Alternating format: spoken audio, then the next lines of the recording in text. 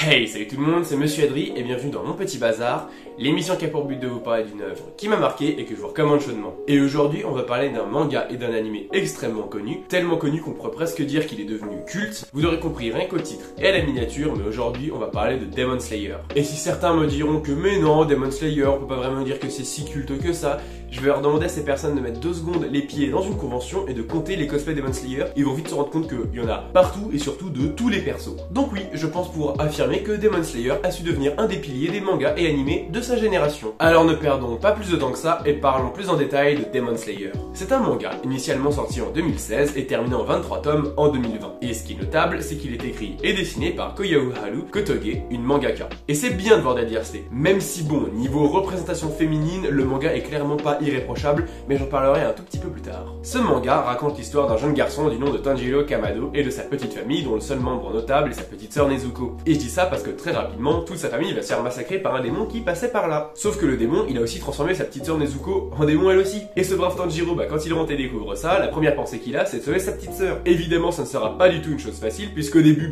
elle va essayer de le manger, puis il arrive à la raisonner par le pouvoir du scénario, parce que c'est quasiment, voire totalement impossible de faire ça. Mais bon, c'est le héros principal, du coup il va utiliser sa compétence spéciale. Sauf qu'un pourfendeur de démons débarque, extrêmement BG d'ailleurs, il essaye de tuer sa sœur, Tanjiro veut pas, il s'affronte pour lui montrer qu'il va pas se laisser faire et défendre sa famille. On comprend que même si Tanjiro est beaucoup plus faible que le pourfendeur, il a quand même de sacrées capacités en termes de combat. Puis là, un démon arrive, il lui fait sa fête, mais comme Tanjiro a le cœur pur, il ne parvient pas à le tuer et c'est le soleil qui va le réduire en cendres. Et avec l'homme mystérieux au masque qui s'est tapé l'incruste pendant son combat contre le démon, il va s'entraîner dans le but de devenir un pourfendeur de démons justement, et on va donc suivre son entraînement, son épreuve de sélection, les premières missions de pourfendeur et bien plus encore. Et il va évidemment faire tout ça dans le but de rendre à Nezuko son humanité. Mais je ne vais évidemment pas tout vous raconter parce que sinon en plus d'être chiant, ça serait aussi du spoil, même si bon, il y a de grandes chances que tout le monde ait déjà vu l'animé, on sait jamais. Mais Tanjiro ne sera pas seul dans ses aventures, car en plus de sa sœur Nezuko, il va également rencontrer Zenitsu, un mec qui passe sa vie à chialer, vouloir pécho des meufs et qui a quasiment aucun combat intéressant dans tout le manga. Mais aussi Inosuke, un personnage loufoque, vêtu d'une hure de sanglier, qui parle mal, ne retient pas les prénoms, hurle à tout bout de champ, il veut se battre,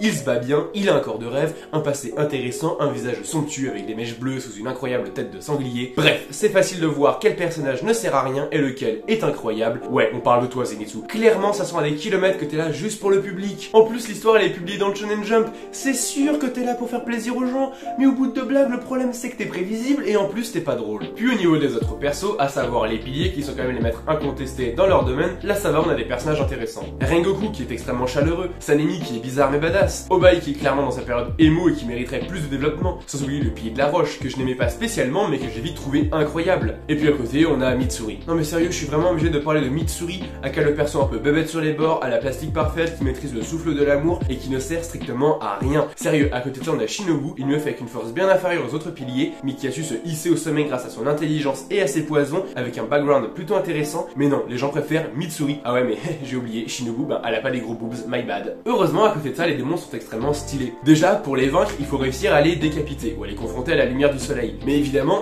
c'est pas si simple. Déjà parce qu'ils peuvent se régénérer presque à volonté, mais surtout parce qu'ils ont une sorte de hiérarchie. Déjà il faut savoir que plus un démon mange d'humains, plus il est fort. Mais également une sorte de podium où se dressent les 12 lunes. Des démons extrêmement puissants qui ont reçu une plus grande partie du sang de Muzan, le démon originel qui ressemble étrangement à Michael Jackson. Et ouais je sais, la blague est ultra datée mais j'en ai rien à foutre. Ces démons sont répartis en 2 groupes, les lunes inférieures et les lunes supérieures. Et plus le numéro de la lune est faible, plus la lune est forte. Et quand je dis forte, c'est pas juste elle tape plus fort, c'est qu'elle a des capacités de malade mentale. Genre une régénération quasiment instantanée, une peu plus dure, elle peut survivre à la décapitation, voire même des fois avoir plusieurs corps quand ça les arrange. Sans oublier qu'ils ont tous un passé, un design très différent et assez original. Certains sont plus monstrueux, d'autres beaucoup plus humains. D'ailleurs si vous aimez ce genre de démons, allez lire Freerun, bordel de merde. Mais globalement, les démons sont tous très bien réussis et intéressants. Sans oublier le fait qu'ils pètent tous vraiment la classe. Et encore heureux pour un animé qui s'appelle Demon Slayer. Alors oui, mais en fait, est-ce que tu savais que Kimetsu no Yaiba, ça voulait pas vraiment dire Demon Slayer, mais plutôt la lame tueuse de démons si on traduisait littéralement? Ouais, devine quoi, j'en ai rien à foutre, moi je suis là pour les démons. D'ailleurs, c'est ce qui m'a en partie attaché à cette œuvre dès le tome 1, avec ces démons aux traits assez humains, mais surtout avec l'esthétique, principalement transmise par le trait du dessin et le design, qui rejoint parfaitement certains aspects du manga. En effet, le trait donne un sentiment que je qualifierais de légèrement vieillot. On est bien loin de ce qui se fait actuellement avec beaucoup de détails, ici c'est assez épuré, presque comme une fresque de l'époque des samouraïs. Et de toute façon, il y a qu'à regarder la pochette du premier tome pour le voir. voir. C'est clairement pas un des dessins les plus beaux et techniques qu'on puisse voir, le trait est même peu précis par endroits, surtout au niveau de la main droite de Tanjiro, mais il y a quand même une esthétique particulière que je trouve très appréciable, que l'on peut même bien voir au niveau des traits du visage de Nezuko, je trouve. Mais je vais pas faire une analyse plus poussée, déjà parce que je m'y connais pas, et surtout parce que j'essaie juste un petit peu de mettre mon ressenti sur les choses que je vois. D'ailleurs, si jamais vous voulez en parler en commentaire, je serais ravi de voir les avis que vous avez là-dessus. Et en plus de ça, surtout au niveau des premiers tomes, on nous présente vraiment les pourfendeurs de démons comme des personnes extrêmement droites. Ils suivent des valeurs précises ainsi qu'un entraînement intensif et rigoureux. Puis en plus de leur morale, je trouve que les sabres et les tenues rappellent beaucoup les samouraïs, ce qui se marie parfaitement avec ce que j'ai dit sur les traits de la mangaka juste avant. Et j'ai particulièrement aimé cette ambiance générale, surtout au niveau de Tanjiro qui est quand même un héros de shonen très cliché, mais avec cet entraînement qu'il s'impose afin d'être toujours plus haut niveau, et surtout avec cette espèce de bonté pure, presque innocente qu'il dégage à chaque instant, je trouve que ça donne un petit côté très noble et épuré, allant presque à contre-courant de la tendance, où l'on voit de plus en plus de personnages très développés et qui se résument difficilement. Ici, Tanjiro a vraiment un objectif simple, avec une façon de penser très simple. Et je pense que c'est aussi comme ça qu'on pourrait résumer l'histoire, simple et épurée, mais attention, ça ne veut pas dire qu'elle est simpliste pour autant. Elle n'a juste pas la prétention de réinventer le genre ou de proposer un scénario à couper le souffle avec des retournements de malade, bien qu'il y en a quand même 2-3 qui sont vraiment sympatoches. Et surtout que niveau combat, Demon Slayer propose quelque chose de tout sauf simple. Que ce soit dans le manga ou dans l'animé, les combats sont beaux, ils sont longs, rythmés et surtout ils te tiennent en haleine pendant de longs moments. Les combats sont véritablement le point fort du manga et de l'animé, et surtout de l'animé qui met la barre extrêmement haute en proposant une animation à couper le souffle.